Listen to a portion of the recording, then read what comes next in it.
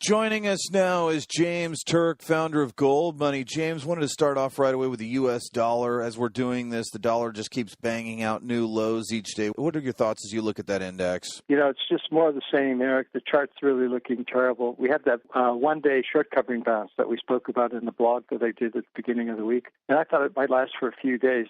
Basically only lasted one day. And, you know, here we are right at the lows. And, in fact, we're actually probing now the November 2009 lows on the dollar index. So it looks really, really bad. And the interesting thing is that low in 2009 on the dollar index, that's when the Greek crisis started to unravel. And, you know, people went into the dollar as a safe haven. And here we are right at those lows again. The Greek crisis is reemerging because apparently they're going to have to restructure those debts and there are going to be some losses taken. No one's going to the dollar for a safe haven. To me, that suggests that we're very, very close to this waterfall decline in the dollar that we've been talking about. What will cause that, James? Is that going to be like a break in some of these countries or regions that have been politely working together to slowly send the dollar lower? It'll be more of a panic sell? Yeah, you know, ultimately it's going to be just the loss in confidence in, you know, paper currency and the promises from, you know, Bernanke that he's going to fight inflation when it occurs. And everybody knows that there's a lot of inflation out there that they're not fighting. There's politicians' unwillingness to cut spending or have any kind of discipline forced on them. The S&P credit rating, putting the U.S. government's AAA rating on negative credit watch. Cumulatively, all of these things, like one stone at a time or one straw on the camel's back, eventually the camel's back is going to break. And that's why, you know, when I talk about a waterfall decline, I think we're really at that stage. It's just going to go all at one time. You know, the Scottish historian Neil Ferguson has got a very good description. He says we live on the edge of chaos. And what he means is if you keep putting bits of sand on top of a pile, one grain of sand at a time, it looks really pretty until eventually you have one grain of sand too much and the pile collapses.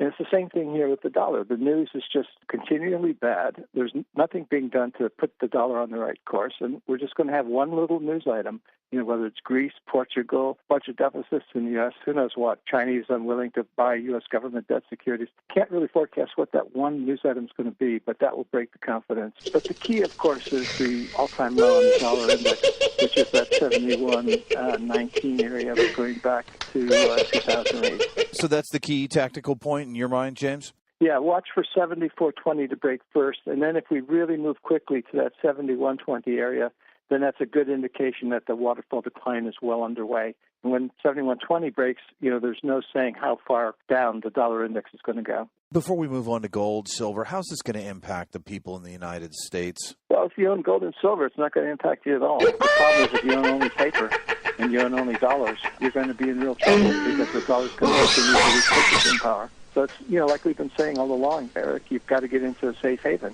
And this time around, unlike the 1970s when you could go into the Deutschmark or perhaps even the Swiss franc, this time around there are no safe haven alternatives other than gold and silver. And that's why we're seeing such strength in both precious metals. Let's move on then to silver. It actually cleared $45. What do you see happening there, James? Because Embry was mentioning J.P. Morgan's short position as one of the catalysts for this moving higher at this point. Yeah, you know, I don't see the shorts panicking yet. And I think we're getting to the stage, though, where people are afraid to add new shorts into the market simply because of what's been happening with the price.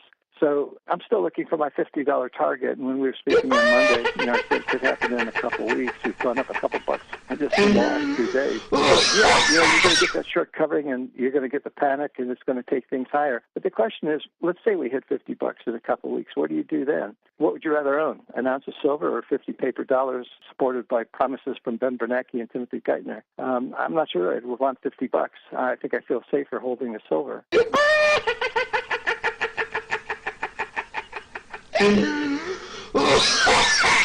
You see? No, you're wrong, Billy. Now, I'm a pretty good mathematician. Now, 5 into 25, 5 won't go into 2, will it? No. But 5 goes into 5 once. Now, we didn't use the 2 before, so we bring it down here. Now, 5 into 20 goes 4 times.